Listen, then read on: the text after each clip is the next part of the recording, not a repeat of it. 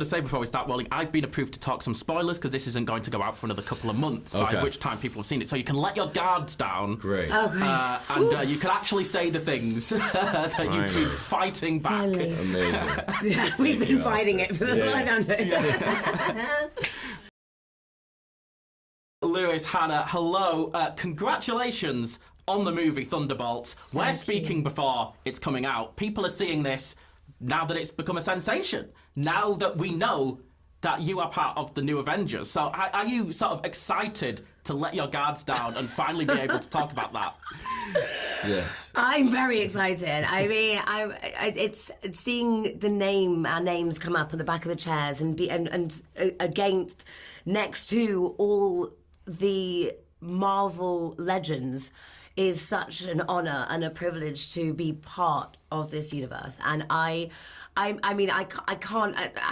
talk on anything more than that. But actually, genuinely, it's just the most electric moment I've experienced of seeing that on Instagram Live. Yeah. I was like, wow. And your chair was there for like 15 minutes. It was there for really, yes, exactly, bask in that glory. So I'm just going to start just by asking you to, when you read the script, obviously you knew the characters you were going to play, but did you know, the wider part that they were going to be playing following this film, or was it a surprise to you when you saw it on the script?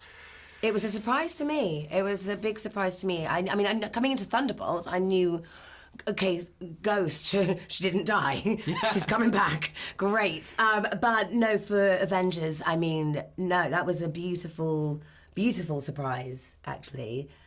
Yeah. I mean, in terms of Thunderbolts, when I auditioned, I hadn't read the script. And I had just been given a kind of a play-by-play from Jake about what kind of generally happens. And so then I signed on after that, and I was so relieved and honored to find that I had fallen in love with this character as much as I had, and I couldn't imagine. Well, first of all, I couldn't imagine being a part of the MCU, let alone finding a character that I feel suits me personally so well, and a lot of the themes that I want to explore as an actor, and so I just feel, and then now that it continues on into Doomsday, I'm like, are you kidding me? This is very exciting for me. So one of the things about recording this so early, doing the spoiler interview before the real world has to see it, is I've only got the premiere reactions last night to go on, but speaking to people, Lewis, they've said that your character is, one of the more richer, complicated characters we've seen introduced into the Marvel Universe for so many years. And I think that is largely because his story resonates with so many people as someone sort of battling his mental health issues on such a gargantuan scale. I mean, was that one of the things that sort of resonated with you the most when reading it? And do you think that, blockbusters like this have a responsibility to sort of tackle these themes more? Well put. I do. I think they do. That's what was such a relief about watching the film last night with an audience, was seeing and hearing how it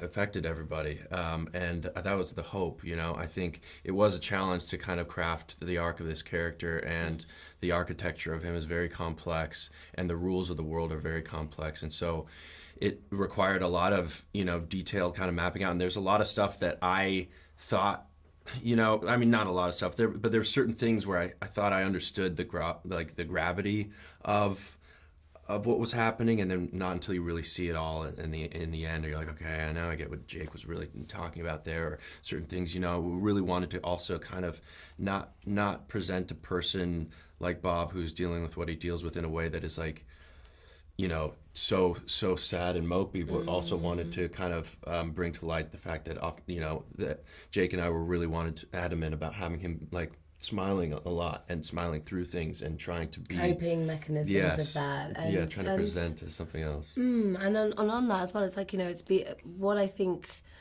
all of us bring, especially having Bob as his character, is he's not alone in it. So all of us are dealing and having these coping mechanisms, and as Elena says, push it down, just push it down. We're gonna keep calm and carry on, and actually the beautiful, relatable message is you don't have to push it down. You're not alone, and I think that's what the Thunderbolts, the beautiful heartbeat of what Thunderbolts is we're not alone, and we're together, and we don't have to we don't have to feel like we're failing on our own from our past. Yeah. But I mean, the team does come together, Hannah, I need to say, after they have blood on their hands for killing someone. Right at the start, killing a major character and the voice of Taskmaster. I mean, this is something that fans have been speculating on for months, and they've been proven right. I just want to know, like, what was it like staging that scene? Did you know the impact that would have in terms of filming that fight? Yeah, 1,000%. Because, I mean, at the beginning of the film, you see Elena shoot 4 guards before I kill Taskmaster. So what, I mean, is we're all killers. We're all assassins. That's what we all do. And we all came to the vault for a reason, to kill each other with no guilt, no blood on our hands.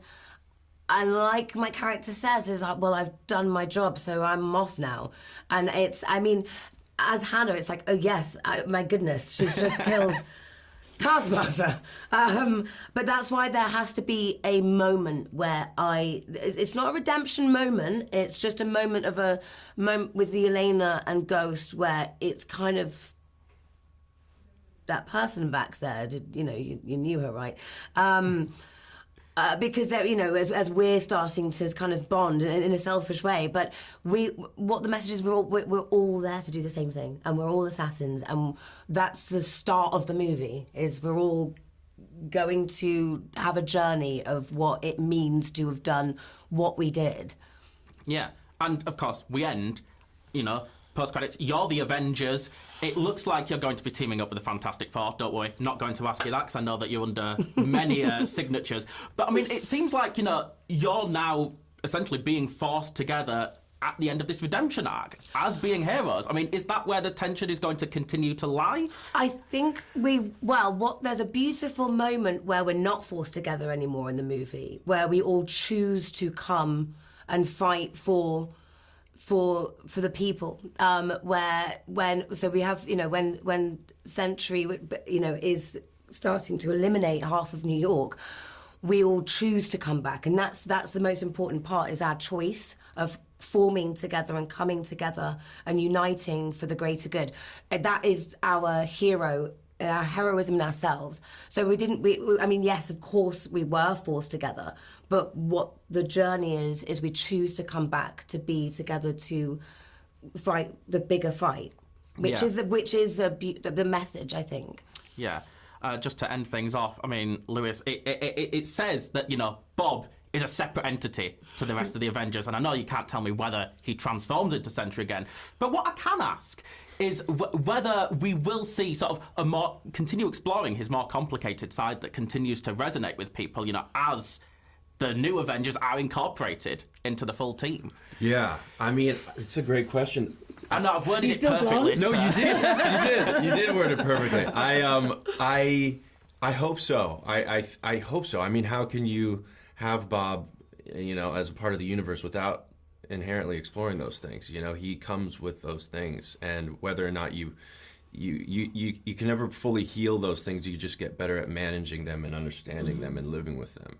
So I would assume so. Yeah, I look forward to seeing you do that. But guys, it's been a pleasure chatting with you. You too. Congrats again on the movie, Thank you so and much. Please don't spoil anything for the next person in the movie. We will not. Yeah, we'll be there.